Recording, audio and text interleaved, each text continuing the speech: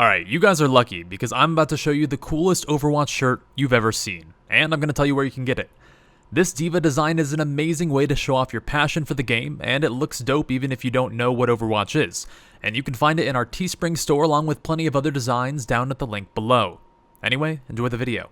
Hello everybody, Disciple here with Overwatch Curios. If you're like most of us, you're probably outside of the highest level of play in the competitive ladder, unfortunately. Now, there's a lot of self-fulfillment and excitement that comes from climbing in rank and improving individually as a player, but there's a few things that simply escape the vast majority of players in Overwatch. Some of these are pretty obvious, however some of them are a bit more obscure, and it takes knowledge and experience to apply some ideas to your own gameplay and escape these lower levels of play. If you're truly looking to improve, and to do so quickly, today we're bringing you a list of some of the things Grandmaster players simply do better than you, and hopefully you can apply some of these tips and ideas to your own gameplay and see success on the ranked ladder, because there's no reason they need to do these better than you, other than they've played more, they've practiced more, and they have better understanding. Once you gain that yourself, you could play just as well as them. Now, it's no secret to anybody that Grandmaster players are just a bit better at aiming. As a shooter, one of the most fundamental important skills in the game is your ability to consistently hit shots, or more importantly, land headshots. Grandmaster players have insane aim when it comes to their flicks, their tracking aim, and even their reticle location throughout a match. However, getting to that level is a bit easier than you might think, so long as you're willing to put in the time and effort to improve. If you think your aim may be holding you back, there's several ways you can go about improving it so you can see more success in game. And the first of these is simply just hitting the practice range. Now, the shooting range isn't exactly the greatest place to improve your skills. First of all, several of the bots are stationary, and the ones that are moving will move in really predictable patterns. While it's good to be able to recognize movement patterns against your enemies, the pre-programmed nature of these bots isn't necessarily the best means of practice. But to compound this topic, the bots inside the shooting range have really large hitboxes. Their bodies are wide, their heads are wide, and it may not always give you the most accurate representation of your aim and how it applies in game if you're just shooting bots all day. However, with all of that being said, it shouldn't discourage you. The shooting range makes for a great place to warm up and get used to that familiarity of aiming in the game and how your mouse moves. It's a great idea if you're getting ready to start a session of ranked grind to hit the shooting range for maybe 5 to 10 minutes, and maybe even join into a quick play match afterwards just to make sure that you're completely warmed up. If it's more intense practice that you're after though, there's a ton of custom game modes you can set up to really intensify your aim training. Some common examples include utilizing features like headshots only mode, reducing the enemy team's damage dealt, or increasing your overall health pool. Taking the time to practice your aim in a more practical setting, with map objectives and against heroes you'll be shooting on a daily basis, not only improves your raw aim, but can also allow you to practice your dueling abilities in 1v1 situations, as well as how you respond to abilities being used in teamfight situations. There's always Widow versus Widowmaker headshot only custom maps on the browser, and you can also set up your own games against bots with headshots only and play against Ana's or Zarya's, and it's actually pretty difficult to fight against them because there's so much going on the screen. They actually move quite a bit, and it can be really tricky to land the headshots. And of course, there are external games and tools you can use to your advantage as well. For example, Aim Hero, a game on Steam, offers a variety of different training modes for you to use to practice. These can test your ability to flick shots, track movement, your response time, or a little bit of everything all in one go. It does cost a little bit, about $5, but it's a great way to practice and has settings that can allow you to transfer your Overwatch mouse sensitivity settings directly into the game, so you can feel confident that the time you spend will transfer right back into the game when it's about time to play some ranked. And if you go play another shooter, there are also other settings you can use for those, like CSGO. Now, Grandmaster players are able to communicate what is going on at any given moment inside the game. Players at this level talk openly about what they think should happen or what is happening and make decisions based around that information. The person calling the shots in a match is often referred to as the IGL or in-game lead, and for you support players, it happens to be your moment to shine. At the highest level of play, oftentimes the shots are called by the supports, given their field of view from typically being positioned further back, as well as their ability to know how a fight should go based on their own cooldowns, which are typically some of the most important abilities to play around inside the game. For tanks or DPS though, your communication is still important. The team always needs someone in the thick of things to call targets for the team to focus fire on. Focus fire is hands down one of the most effective ways of winning team fights, and by having a target caller with the knowledge and awareness to pick out important targets at the right time, your entire team will benefit and eliminate threats quickly and appropriately.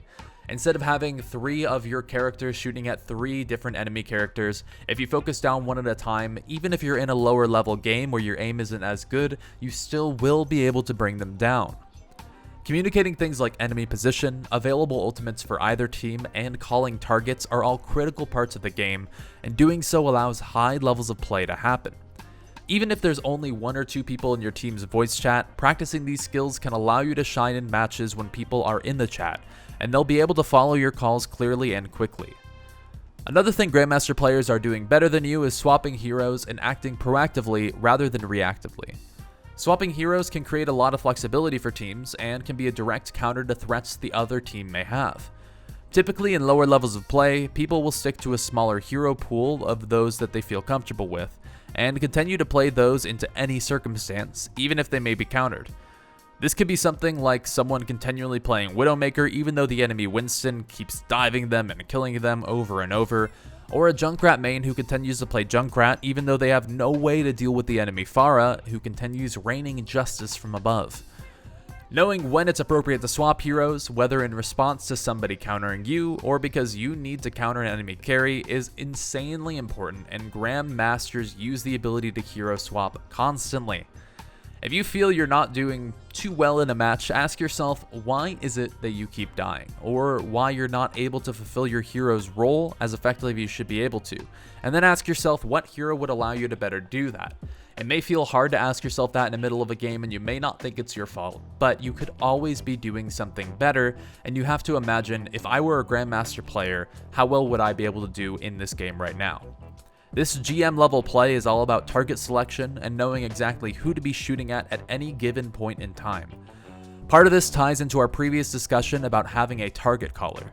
When your team focuses fire on specific targets instead of people aiming at whatever's in front of them, your chances of winning increase tremendously. Supports, however, typically make for the most important targets in a game at any point in time. Grandmasters know how to focus the healers first, because not only will killing supports remove the healing from the enemy team, but also prevents them from using some of the most important ults in the game. Things like Transcendence, Sound Barrier, and Valkyrie can single-handedly win team fights, so if you're prioritizing those targets, you're either removing their chance to use those ults, or at least forcing them to use them defensively at times when maybe they didn't want to use them. If you have everyone shooting at a Zenyatta and he has to force Transcendence without anyone on your team using an ultimate, that's likely a team fight won, because you can then use your heavily damaging ultimates without worrying about that tremendous amount of healing. Support targeting is twofold, however, so it's important to protect your own supports. Grandmaster players understand the value of their heroes, so something like a McCree who sits in the back and babysits the supports can win a game, even if he never gets a huge high noon that wipes an entire team, because he didn't want to walk around the entire enemy team, leaving his supports vulnerable. McCree's flashbang can be incredibly powerful against a dive hero like Tracer or Genji, so simply by defending your supports, you can give your team the edge. GM players will die for their supports because they understand the value they give their team as a whole, and it's really pretty anime in the end.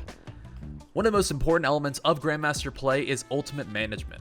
GM level players understand that oftentimes the best way to use an ult isn't to start a fight, but to hold on to it and use it to shut down an enemy ult. Oftentimes, even as a DPS, using an ult to kill an enemy who's using something like Tactical Visor or Dragon Blade can be super beneficial for your team.